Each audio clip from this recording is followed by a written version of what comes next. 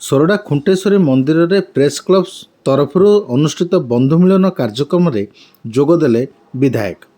गंजाम जिला सोरडा रे अच्छी एक प्रेस क्लब जार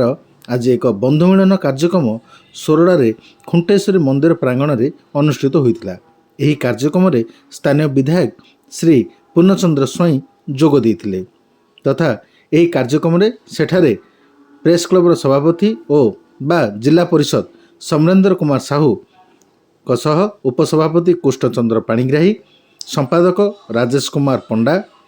जुग्म संपादक मनोज गौड़, कोषाध्यक्ष सत्यकांत पात्र, संयोजक इमदाद सारिफ, सभ्य लोकनाथ महांती, सभ्य सीतेश स्वार, संजीव पट्टनायक, उपदेष्टा दिलीप पगड़, शिवशंकर डाकुआ, संतोष कुमार साहू आदि सेठारे उपस्थित रहिबा सह सेमानंकर परिवार वर्ग मध्य सेठारे उपस्थित रही एही कार्यक्रमटी अनुष्ठित होइतिला।